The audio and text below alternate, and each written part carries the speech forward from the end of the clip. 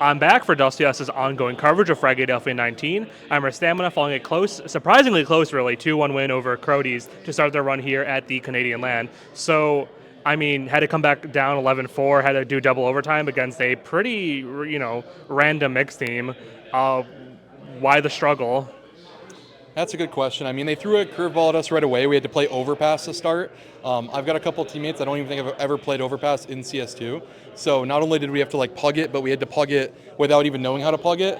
So that kind of put a damper in the works for us. And also like we were traveling in, so nobody was able to get on and throw nades and like practice anything.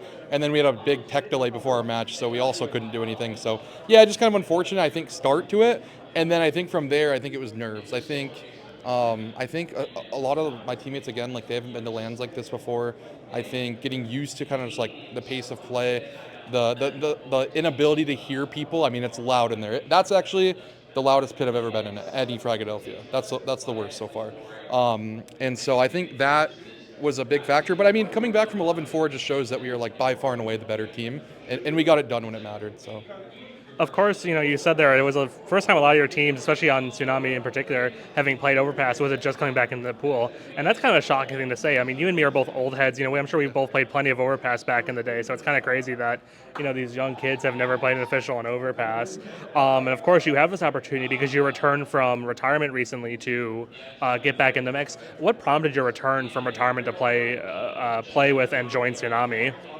Yeah, so I think it starts with why I stopped playing in the first place. I think I was trying to tackle transitioning out of being full-time Counter-Strike, which I was for like 3.5 years, making content, playing professionally. Even when I was unsigned, I was still full-time for like a good 3.5 years. And so I had to transition into like working a 9 to 5, working every day till 5:30 p.m., drive home, and then get on the computer immediately and play. And I think it just burnt me out really quickly. And so that's why I retired. And I hate that I used that word. I should have said I was taking a hiatus because I knew I was probably going to come back when it made sense. But yeah, I think ultimately like it was a little under 10 months that I took off, and I just realized that I love the game so much, and if I can make it work, I want to make it work until I absolutely cannot. So that's why I came back. One of the things you said when you retired, air quotes, from Undefined was that you felt like you had an unhealthy relationship with the game. What do you think's changed since then that's allowed you to have perhaps a more healthy relationship with Counter-Strike? Yeah, so I think one of the biggest things was I had this mindset that I had to have like 100 hours past 2 weeks. I had to be the hardest worker on the team. I had to do all of this stuff and go above and beyond, but I was also working a full-time job. And I think it was driving me to this point where my significant other was upset that I wasn't giving her enough time. We weren't able to go do like trips with family and friends because I was always, playing tournaments. And then at the same time, I was just struggling with that transition. So I think for me, being able to just now get comfortable in my job, join a team that isn't necessarily at that upper echelon where I need to be playing so much and traveling so much is something that it's a little bit easier for me to manage, and I've just been trying to like find my way through it. And I'm also not in-game leading, so it takes a lot of pressure off me as well. You mentioned playing with a lower level team there being important to your work-life balance, but does that rule out potentially wanting to climb the ranks again and go back to being a top ECL team? Is that something you're still actively pursuing, or is it something you kind of have pushed out of your mind as you've gotten older? I think I'm totally fine with pursuing it, but I think it starts a little bit differently now. Like any other team I was joining, we were starting practice at like 2 p.m., 3 p.m., doing 6 hours of practice. This team didn't do that by default. So now if we can, min-max the amount of time that we practice and get really good and make it to that next level, well, if money comes into, involvement, through a sponsor, or if I were to, have an opportunity to play for a team that was sponsoring us, then I would be able to go back to doing it full time. So I think it's one of those things where like right now I'm kind of understanding like what I'm able to put in, what that might produce, and it may never produce another opportunity at pro again, but if it does, that would make me the happiest person on earth. So You've previously been a coach, you've previously been an analyst. Was that ever something you considered taking up those roles again, or was it always going to be, if I return, it's going to be as a player?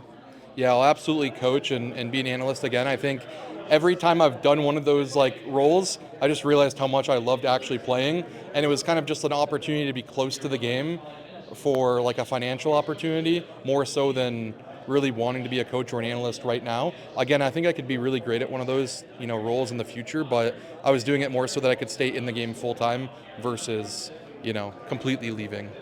Speaking of your previous analyst outing, you worked for M80, and they're also here at this tournament, having recently changed out Rec for Hex. As their former analyst, what do you think of that move?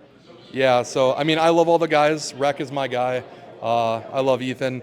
I do think they got a little bit stale in terms of their performance. They obviously needed to make a change. I think Jaden brings like a level of individual prowess that's probably a step above Ethan at this point. Not from like potential, but from like right now what he's producing. I think Jaden was one of the better performers on Energy, and so coming into M80 when Ethan's doing poor is definitely going to be like an initial jump right away. But I think ultimately they just needed a change. So I think it's a good change. I think they're the only team in NA that like got better in the offseason. What about Energy? Obviously, you have a lot of history there with some of those guys. Previously played with Carson, previously played with Exotic, I believe, on Choco Check briefly. A lot of people are surprised about Exotic finally, going pro after having such a hot and cold relationship with the game. To start, what do you think about Energy's changes, and more, importantly, what do you think about Exotic going pro? So I think the energy changes are like really unique just because Exotic does have a lot of untapped potential that's been untapped for 5 years now that we've just been waiting on. It's really cool to see him here. I've known him actually since 2016, so it was really cool to like, give him a handshake and really meet him in person for the first time. But I do think that Carson leaves a little bit to desired in terms of like him versus Hex. I think Hex was definitely at a higher level. Carson's also been an in-game leader for so long now that I feel like swapping back into these roles where you're dependent on to just kind of do your job versus, make things happen is hard. So the reason I say that M80 is the only team that got better in the offseason is just simply from the standpoint that we don't really know how it's going to shake out. Could Exotic be the savior of NA? Let's hope so. But also, I think OC was like a big voice for them. Everybody's always said that OC is an extremely vocal player. He calls a lot, in mid rounds.